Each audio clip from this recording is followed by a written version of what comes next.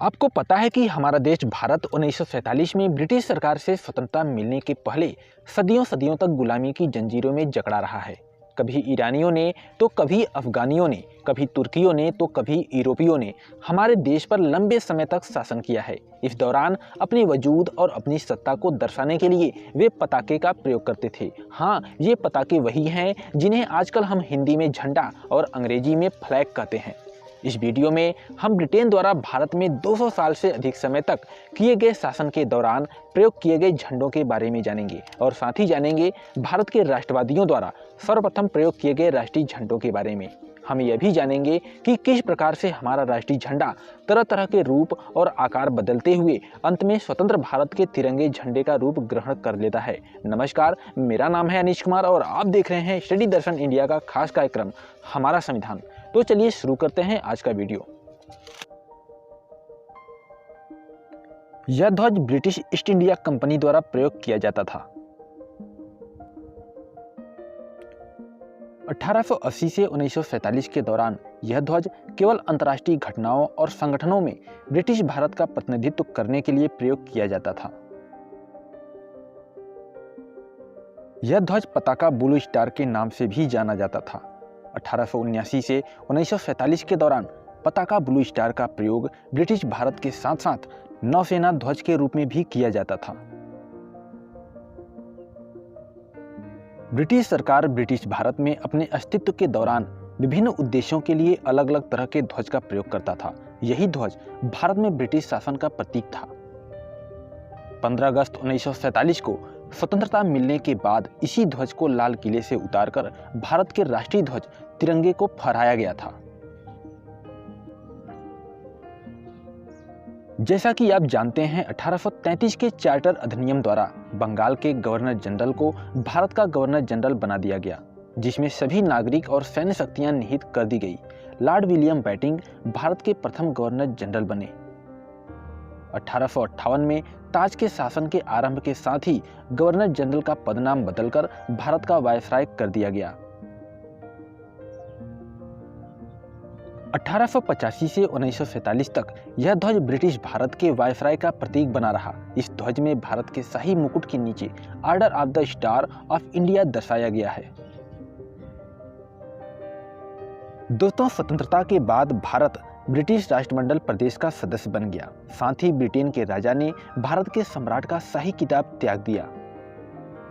British स्वायत्तोपनिवेश एवं राष्ट्रमंडल प्रदेश का हिस्सा होने के नाते इंग्लैंड के राजा जॉर्ज खस्टम को भारत का राष्ट्राध्यक्ष बनाया गया एवं अन्य राष्ट्रमंडल देशों की तरह ही उन्हें भारत के राजा के पद से सुशोभित किया गया।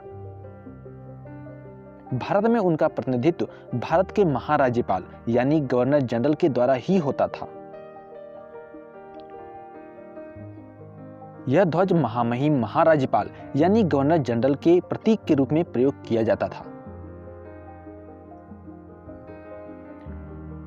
गवर्नर जनरल के प्रतीक ध्वज के तर्ज पर यह ध्वज 1950 से 1971 के बीच राष्ट्रपति के पद के मानक प्रतीक के तौर पर प्रयोग किया जाता था। 1971 के बाद से भारत के राष्ट्रीय ध्वज तिरंगे को ही राष्ट्रपति के पद के मानक के रूप में प्रयोग किया जा रहा है।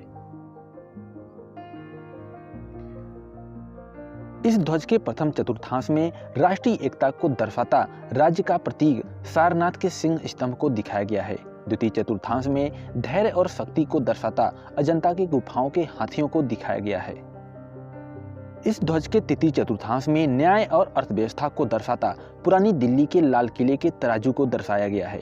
चतुर्थ चतुर्थांश में समृद्धि को दर्शाता सारनाथ के कमल कलश को दिखाया गया है। चलिए अब देखते हैं अपने राष्ट्रीय ध्वज के इतिहास के बारे में।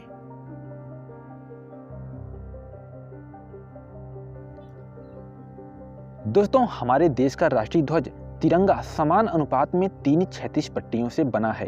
केसरिया रंग सबसे ऊपर है। यह देश की ताकत और साहस को दर्शाता है। सफेद रंग बीच में है। यह पट्टी धर्म चक्र के साथ शांति और सत्य का संकेत है। हरा रंग सबसे नीचे है।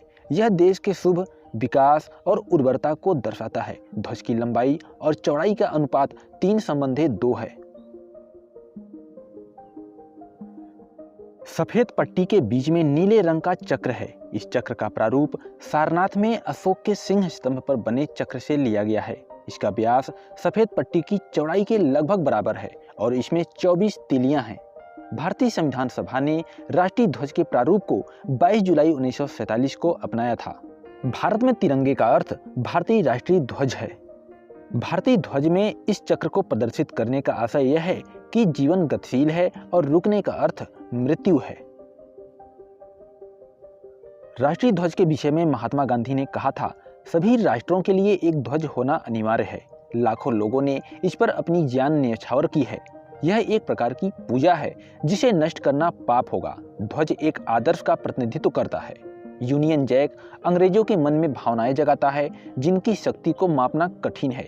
अमेरिकी नागरिकों के लिए ध्वज पर बने सितारे और पट्टियों का अर्थ उनकी दुनिया है। इस्लाम धर्म में सितारे और अर्धचंद्र का होना सर्वोत्तम वीरता का आवाहन करता है।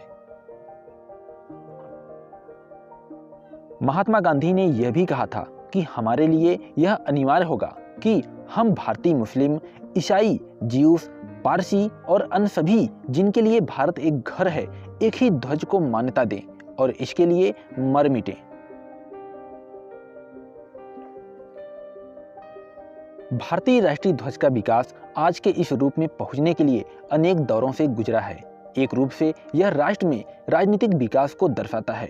हमारे राष्ट्रीय ध्वज के विकास में कुछ ऐतिहासिक पड़ाव इस प्रकार हैं।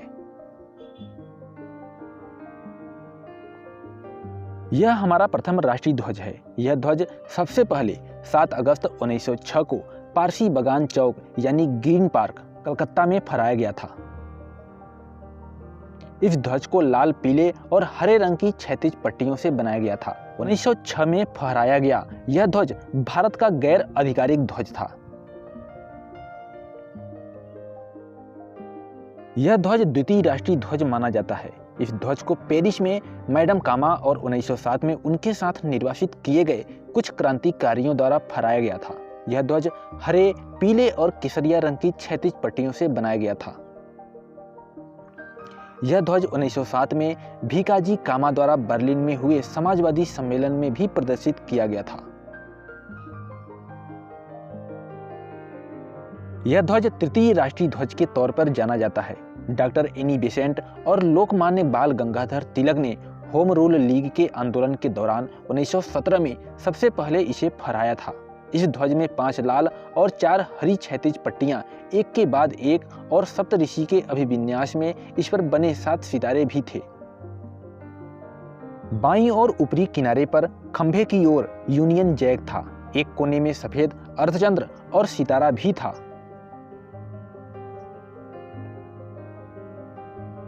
उन्नीस 1921 में आंध्र प्रदेश के विजयवाड़ा में अखिल भारतीय कांग्रेस कमेटी के एक सत्र के दौरान आंध्र प्रदेश के पिंगली वेंकैया ने एक झंडा बनाया और गांधी जी को दिया।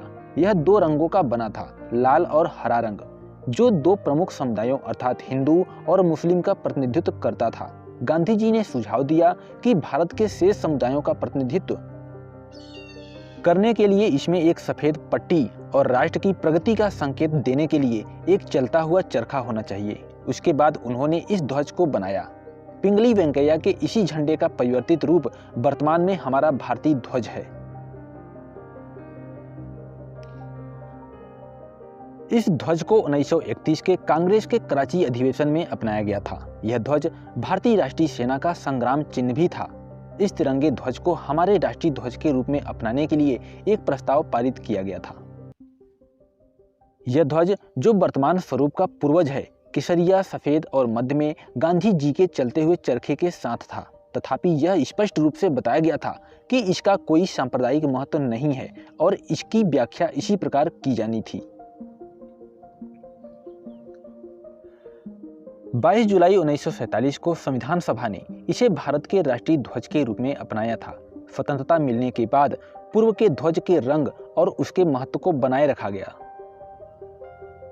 केवल ध्वज में चलते हुए चरखे के स्थान पर सम्राट अशोक के धर्म चक्र को दर्शाया गया। इस प्रकार कांग्रेस पार्टी का तिरंगा ध्वज अंततः स्वतंत्र भारत का तिरंगा ध्वज बना।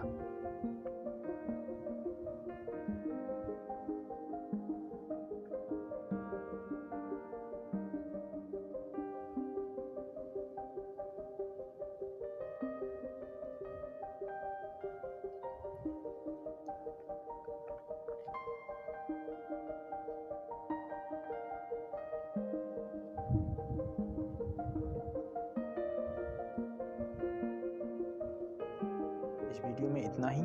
मिलते हैं अगले वीडियो में, तब तक के लिए नमस्कार।